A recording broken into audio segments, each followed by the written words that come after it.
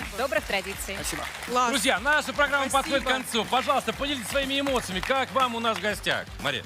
Классно, мне так все понравилось. Все такие красивые, веселые.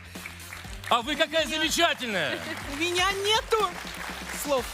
Все очень Все супер, все супер. Как вашим подопечным с вами повезло, а? Это точно. Спасибо. Спасибо вам большое, что пришли.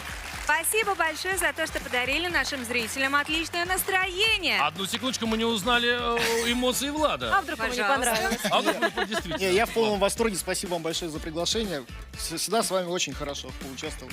Прям восторг, прям лютый. Продолжайте выиграть и приходите к Спасибо. нам в гости в студию. Спасибо большое. Так, ну что, Роман, ты Теперь узнал можно. все, что хотел у наших гостей? Да. Все, тогда я отправляю вас на диван лотерейных миллионеров. Прошу. Спасибо. Уважаемая тиражная комиссия, мы готовы выслушать ваше мнение по итогам всех розыгрышей сегодняшних лотерей, говорит юрист Наталья Григорьева. По результату розыгрышей государственных лотерей, жилищная лотерея, золотая подкова и русское лото у комиссии замечаний нет. Мы это зафиксировали в наших протоколах. Прекрасно. Спасибо, Наталья, спасибо, уважаемая тиражная комиссия. Сегодня мы услышали истории людей, чья удача оказалась по-настоящему невероятной. Поэтому всегда верьте в себя, в свои силы и в свою удачу. А главное, никогда не переставайте надеяться на чудо, ведь в любой момент фортуна может постучаться именно в вашу дверь. А мы встретимся с вами на этом же месте в следующее воскресенье в 8:20 в эфире канала НТВ на главном лотерейном шоу страны «У нас выигрывают!»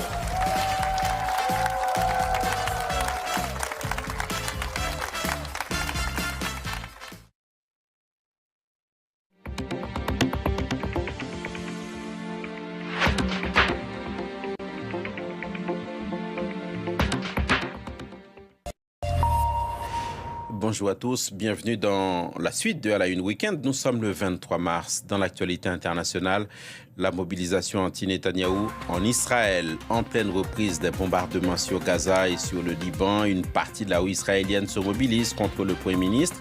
Il est accusé de dérive autocratique.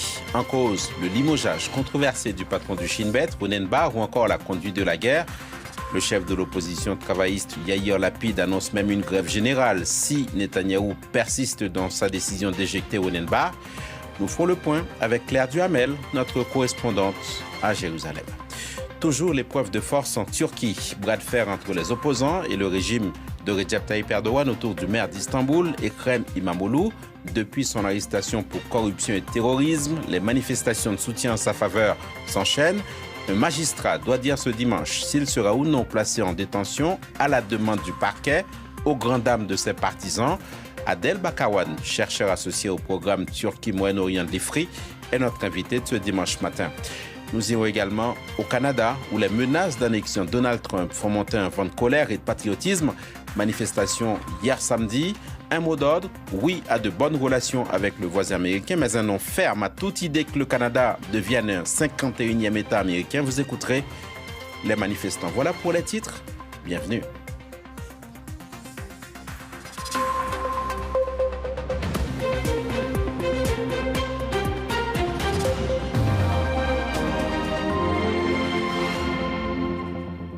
En pleine reprise des bombardements sur Gaza et sur le Liban, Israël semble confronté à une crise politique d'ampleur. Une partie de la rue israélienne se mobilise contre Benjamin Netanyahou. Le Premier ministre est accusé de dérive autocratique. En cause, le limogeage controversé du patron du Shin Bet, Ronen Bar, ou encore la conduite de la guerre.